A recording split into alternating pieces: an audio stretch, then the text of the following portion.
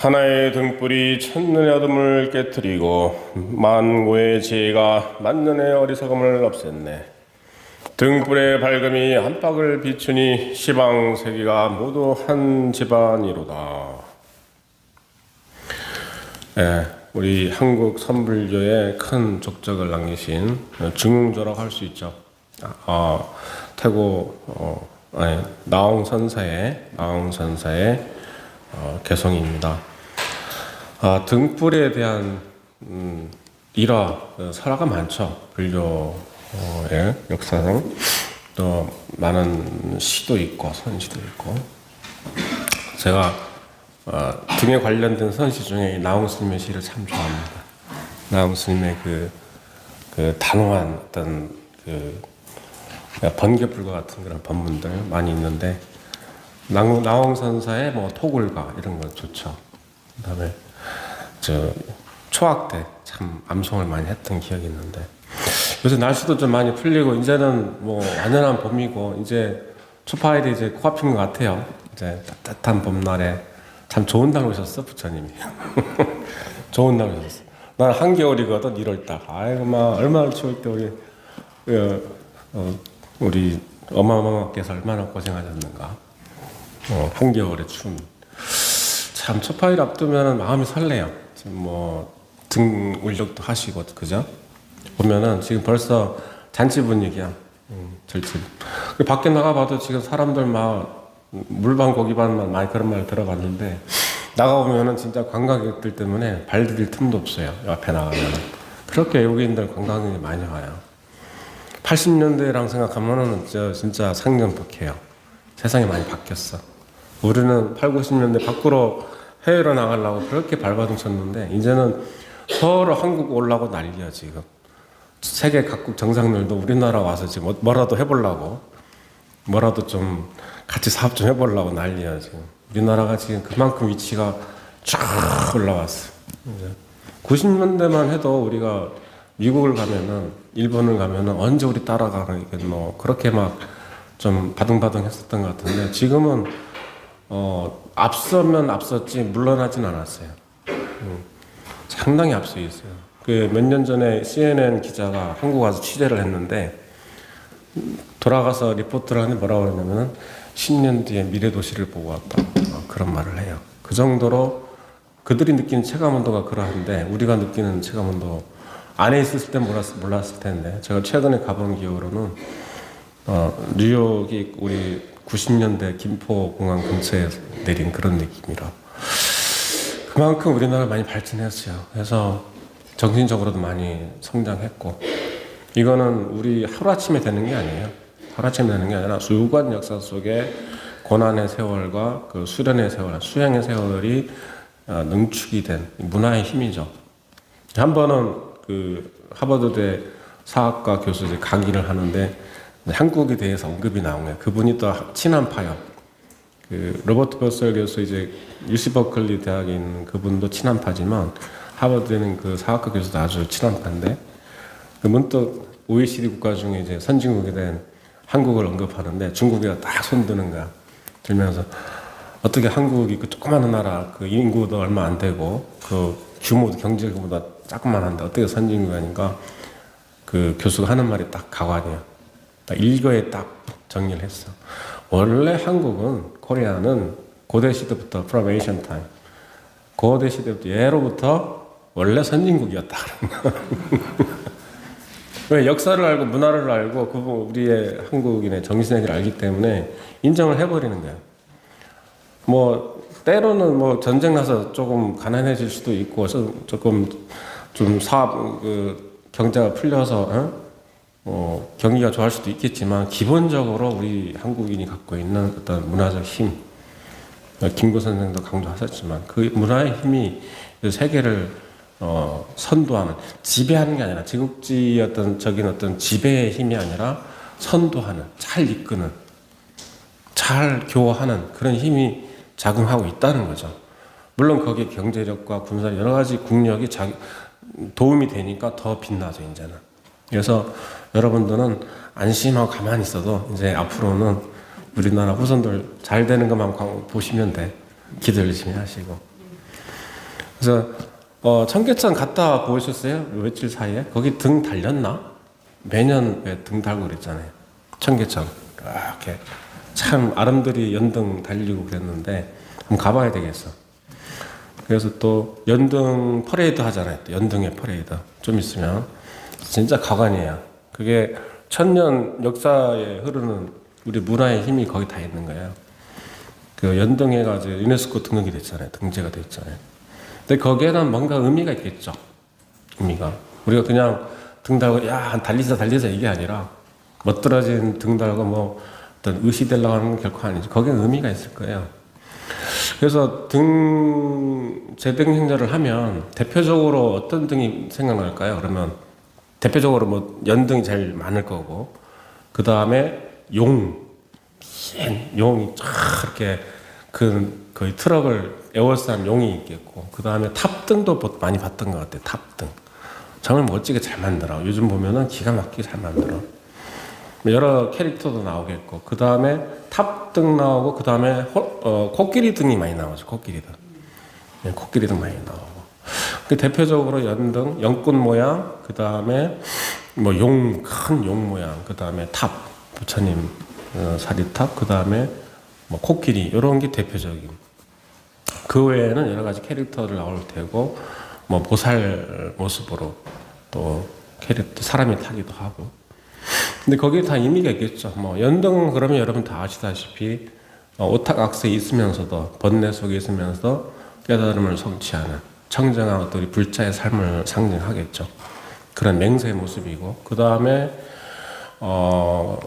우리 이제 용 그러면은 이제 서구 사회에서는 약간 내벌 개념을 보는 그런 것도 있는데, 우리의 이 동양 정서에서는 더 신령한 캐릭터로 보죠. 그래서 불교에서는 이제 수호신 역할을 해요. 그래서 불법을 수호하는 그런 캐릭터라, 용등을 보면은 우리는 또 불법을 잘 지키고 보존해야 되겠다. 외도에 물들지 않고 사도에 물들지 않고, 가끔 저기 저 산중에 애들 꽹과리 치는데 가끔 따라가는 일은 없었으면 좋겠어요. 늘 불법 정법을 따르고 수호하고. 불법을 수호한다는 거는 이제 여러 가지 의미도 있겠지만, 와서 법당에 와서 부처님 땅에 와서 걸레질 한번 해도 그 불법 수호요. 그리고 까먹지 않고 꼬박꼬박 와서 지나가다가도 삼배 올리고. 그리고 탑등은 아무래도 부처님의 사리탑이니까 부처님의 일생 삶 그 자체를 상징하죠. 탑 자체가. 그리고 모양이 이렇게 쭉 솟아오른 느낌이라 부처님 가르침 정법대로 수행을 잘해서 끝내 부처님의 삶을 따르겠다. 부처님의 길을 따르겠다.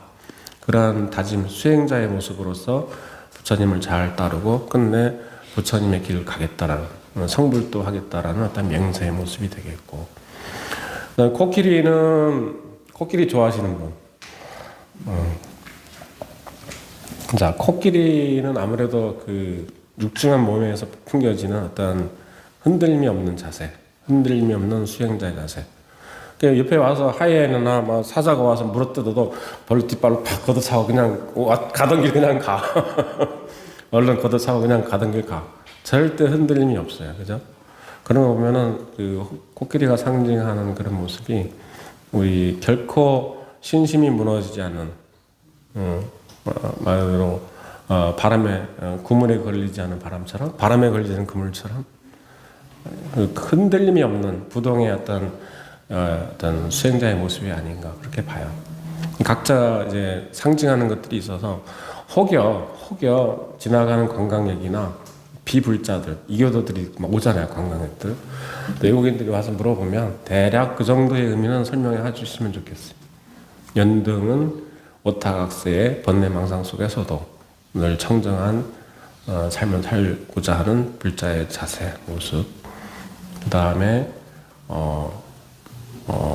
용의 모습은 불법을 잘 수해서, 정법을 잘 수해서 전하겠다. 그 다음에 탑, 부처님의 갔던 길을 잘 따라서 나도 끝내 깨달음을 성취하겠다. 코끼리는 부동한 마음, 흔들림이 없는 용맹심으로 정진해서 살아가는 수행자로 살겠다. 그런 맹세. 그 정도만 하셔도 될 것 같아요. 그래서 제등 행렬 때 혹시 시간이 되시면 이쪽에서부터 해가지고 장관이잖아요. 동참하시고 많이 힘내시기 바랍니다. 그리고 또 색깔도 나눠지죠. 색깔, 등 색깔. 오색 연등 많이 하죠. 오색 연등. 근데 뭐 원래 경전에 의거한다라면 부처님이 출연하실 때 오색 빛이 찬연하게 비친다 그런 말이 있어요. 오색등. 오색이 5가지 의미가 사실은 부처님이 출연할 때 오색 광명이 쫙 비친다. 오색 광명이란 말이 많이 나와요. 경전에.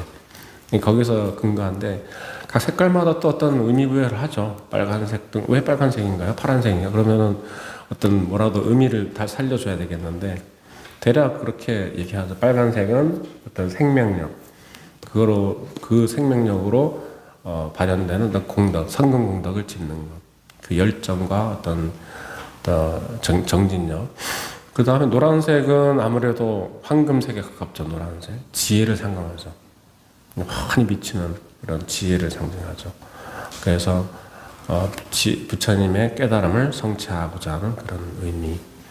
그 다음에 노란색 나왔으면 파란색이 청년화가 참 유명하죠. 청년화. 파란색. 좀 흔치는 않은데 파란색은 많이 안 다르더라고요. 근데 오색 연등 중에 파란색 그러면은 바다를 떠올리시면 될 거예요. 바다. 어느 날 갑자기 무더운 여름날 쫙 창문을 열고 바닷가를 가더니 파란 바다 보이잖아요. 시원하죠. 그리고 마음이 편안해지고 평정과 그 다음에 어떤 힐링, 치유의 성취, 내 마음의 치유의 성취가 되는 거, 치유가 성취되는 그런 의미가 있겠고, 그다음 마지막 녹색 같은 경우는 실록이 우거지는 그런 여름날, 가을날, 그죠? 풍성한 풍요를 상징하고 또 자비, 이타의 모습이 나오죠.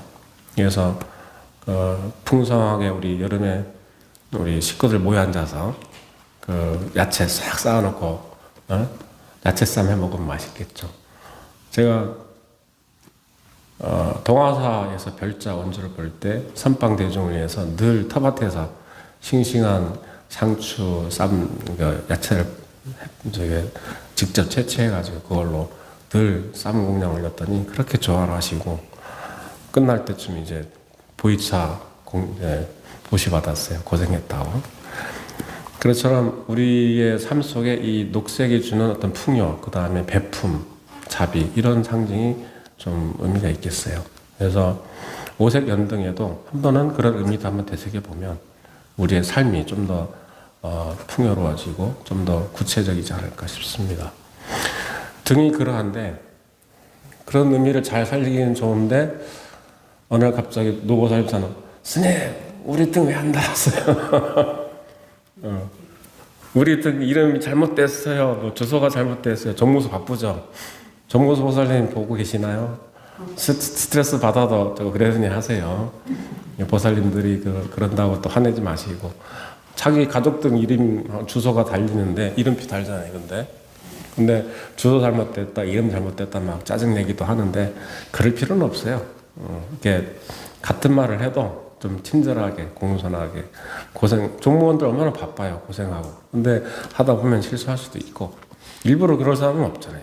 일부러 그럴 사람 전혀 없어. 하다 보니 일이라는 게 100% 완성도 뭐 했으면 좋겠죠. 하다 보면 오타도 있고 또 잘못했으면은 나중에 뭐 실수했습니다. 서로 공손하게 하면 되는데 그걸로 싸울 일이 없어요. 그죠? 또 등 위치가 근데 원래 저기 달기로 했는데 여기 달았다고 왜 거기 달았냐고 또 따지는 경우가 있어. 안 들려? 마이크는 크게 들리던데 녹음한 거는. 그래?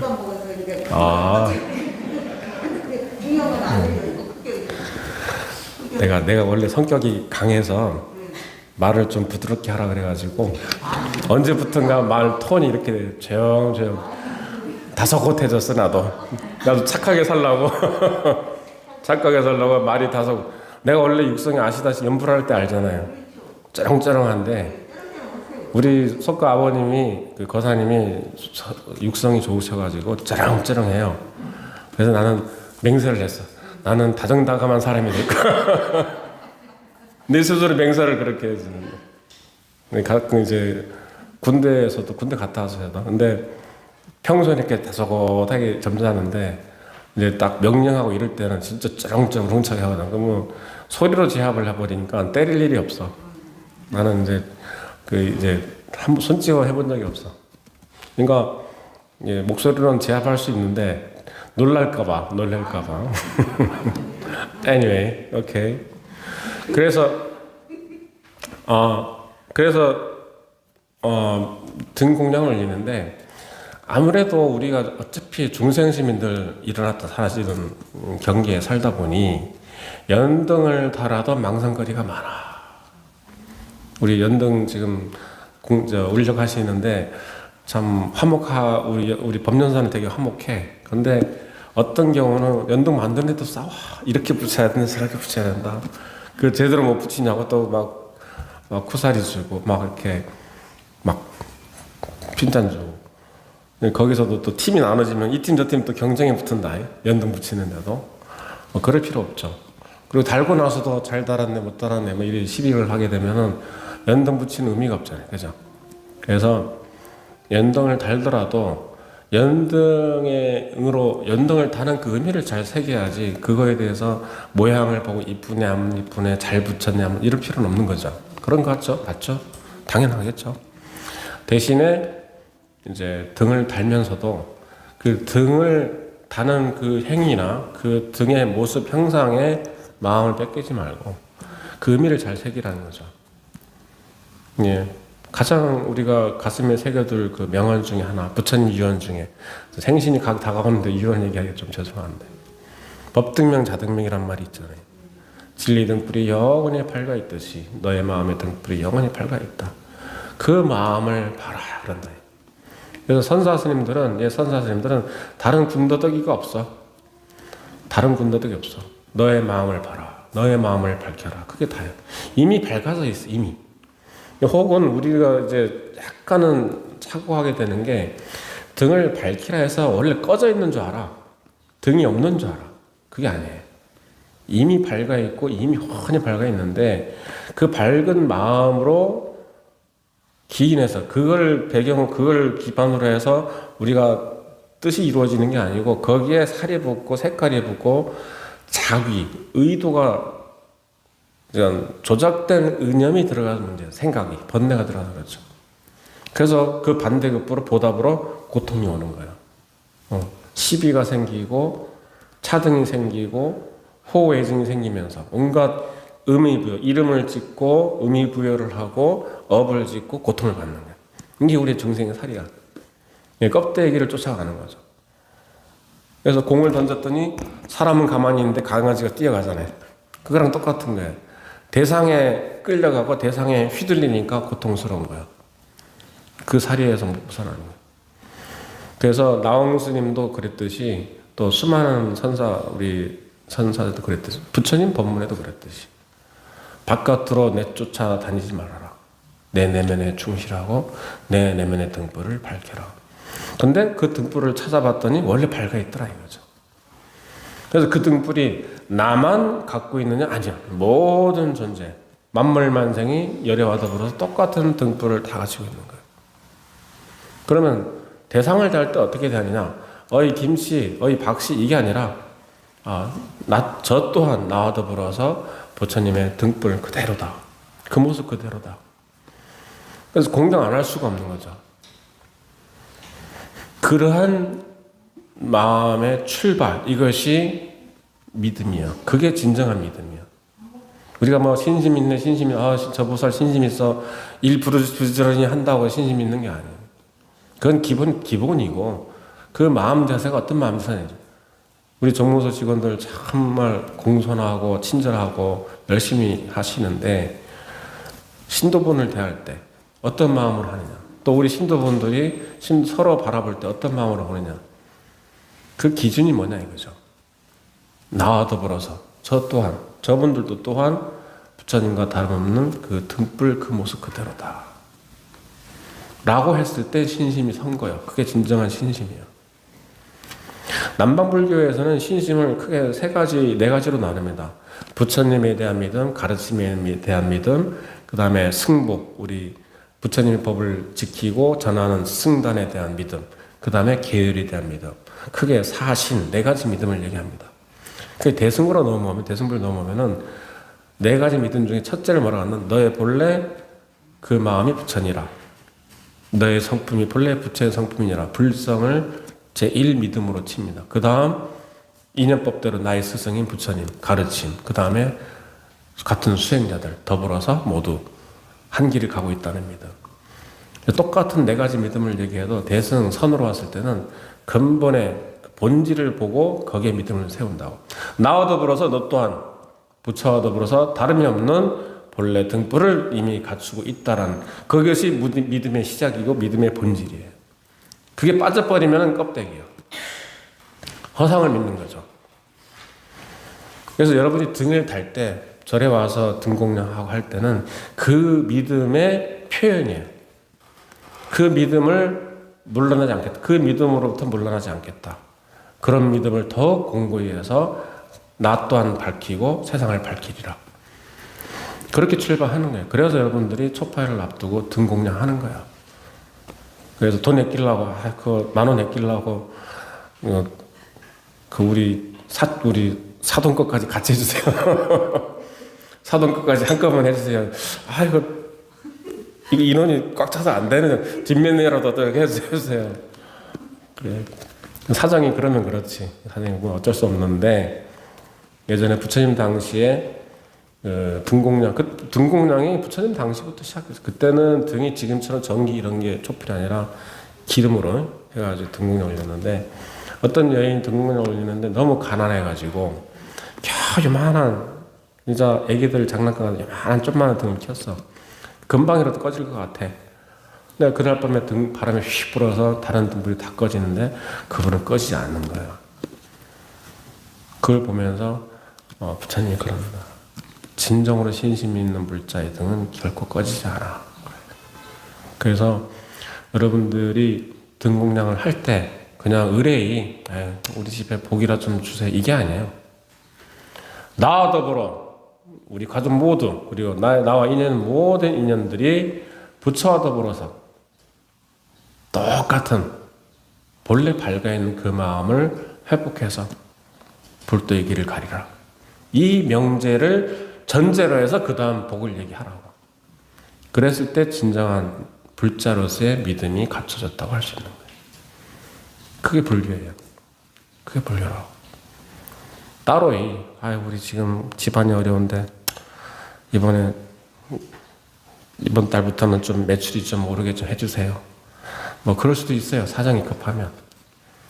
그러나 불교의 믿음은 여기서부터 시작하는 거라. 그 뒤에 복해구조, 지혜의 길이 등이 밝혀졌을 때 따라오는 복은 그냥 복이 아니고 공덕의 결과예요. 공덕. 선행 공덕의 선근 공덕의 결과로서 복이 따라오는 거지. 복을 쫓아가서는 지혜의 등이 뒷전으로 가버리면 복이 다른 길로 새버려요. 탐욕으로 가. 탐욕으로 가는 복은 나중에 반드시 장애가 생깁니다. 얼마 전에 지금 아는 불자님 중에 그런 어려움을 겪는 분이 있어요. 좀만 어떤 회사 비슷한 걸 운영하는데 커뮤니티 회사를 운영하는데 막 잘못돼가지고 서로 좀 투쟁이 생겨가지고 고생하는 걸 봤는데 그렇게 서로 좋았었는데 같이 시작할 때는 근데 서로는 서로인지 모르겠는데 누군가가 탐욕을 부리기 시작하니까 그 믿음이 깨지고 서로의 어떤 관계가 깨지고 결국에는 네 거 내 거 서로 자기 분량만 챙기려고 막 싸우는 그런 일을 봤어요. 그래서 그런 거 보면서 참 안타까웠어요.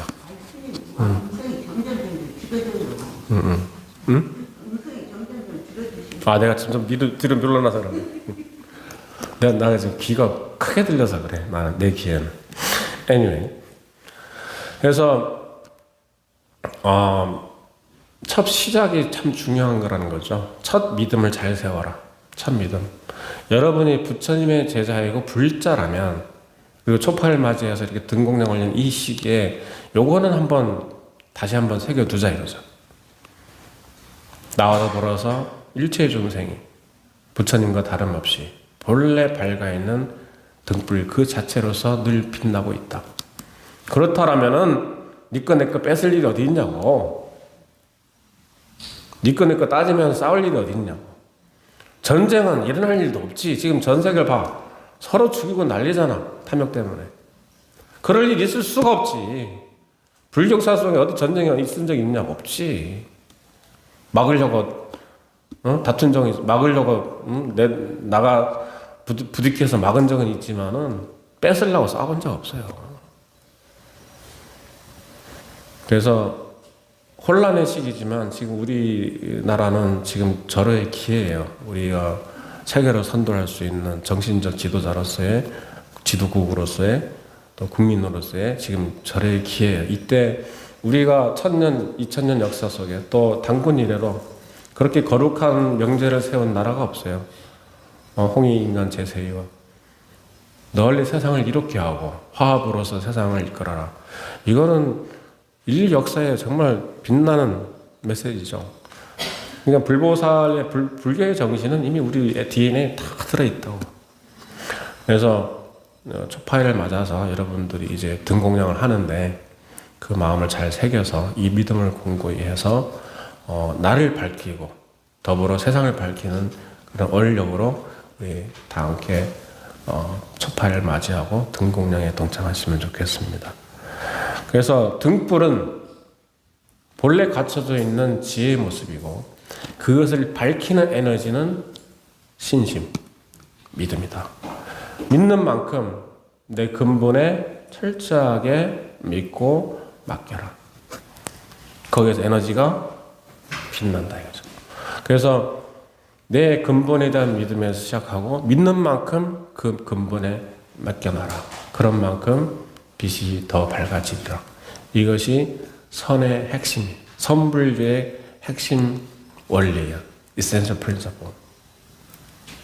맡긴 만큼 응답이 오리라. 이것이 우리 선수행의 모습입니다. 그래서 우리 삶 자체가 연등공양이 되는 거예요. 일상에서 늘 상대를 등불로서 존중하고 그 위에 한마디를 던졌을 때 등공양이 살아나죠. 그래서 부처님 전에 법당에 와서 등공양 올리는 하나의 상징이요 맹세고 하나의 징표지만 일상에서 가족과 함께 친구와 함께 그리고 우리 모든 커뮤니티의 모든 인연들과 함께 살 때 그런 마음가짐, 그런 믿음을 실제로 내 내면에 전제로 한다면 늘 여러분들이 살아가는 그 모습 자체가 연등공양이 된다는 거예요. 만나는 모든 분들이 연등인데 그분들에게 리스펙트를 하는데 그게 연등공양, 등공양이 되는 거지. 아시겠어요? 형상으로서의 연등뿐만 아니라 여러분 모두가 연등 그 자체로서의 빛나는 환히 빛나는 불이기 때문에 등불이기 때문에 서로 존중하고 그렇게 하면은 그 자체가 등공양으로서 멋진 실천이 되겠다. 부처님 제자로서의 삶이 분명히 구현이 되겠다. 자, 그러면 마지막 기도문으로서 오늘 법문을 마치겠습니다. 모두 합장하시고요. 기도 발언문. 나오남이 둘이 아니요 부처 중생이 둘이 아니라 두란 이 마음 근본에 기하오니 이 자리에서 모든 서원 이루어지이다. 일체가 고정됨이 없이 놔두고 화하여 돌아감이라.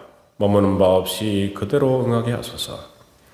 누군가 나를 괴롭히고 힘들게 하여도 나를 업신여기고 분노케 하여도 나를 성불로 이끄는 소중한 인연이기에 두란인 그 마음에 감사하고 그대로 놓아가게 하소서. 함께하는 모든 이들이 불도를 이루어 일체 중생에게 이익을 주는 행복한 수행자가 되게 하소서. 허공꽃이 다하도록 고통받는 모든 중생들이 괴로움에서 벗어나 최성화의 행복과 자유를 누리게 하소서. 둘이 아니기에 가슴에 맺히는 이 눈물은 연민의 눈물이요 감사의 눈물이요 환희의 눈물이라. 한 바다를 이루어 남김없이 제독케 하소서. 나놈도 없고 부처 중생도 없고 텅 비오롯한 이마음 근본에서 본래로 대자유의 대장부였음을 스스로 증명케 하소서. 나무 영산례상 불보살. 네, 감사합니다.